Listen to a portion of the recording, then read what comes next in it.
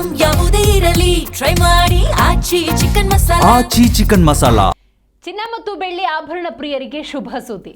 ಚಿನ್ನಾಭರಣದ ದರದಲ್ಲಿ ಭಾರಿ ಇಳಿಕೆ ಕಂಡು ಬಂದಿದೆ. ಒಂದು ತಿಂಗಳಲ್ಲಿ 16% ಚಿನ್ನದ ದರದಲ್ಲಿ ಇಳಿಕೆ ಕಂಡು ಬಂದಿದೆ.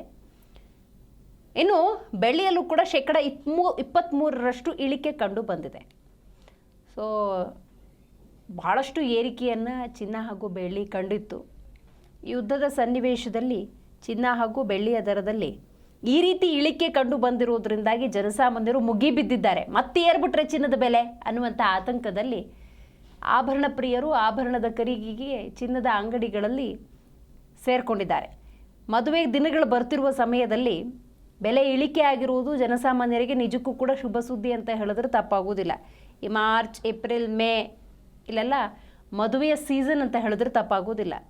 ಸೊ ಚಿನ್ನ ಬೆಳ್ಳಿ ದರ ಏರಿಕೆ ಆಗಿಬಿಟ್ಟಿತ್ತು, ಆತಂಕಕ್ಕೊಳಗಾಗಿದ್ರು. ಸದ್ಯಕ್ಕೆ ಹೆಂಗೂ ಕಮ್ಮಿ ಆಗಿದೆಯಲ್ಲ ಅಂಥೇಳಿ ಆಭರಣ ಪ್ರಿಯರು ಆಭರಣ ಖರೀದಿಯಲ್ಲಿ ತೊಡಗಿಕೊಂಡಿದ್ದಾರೆ.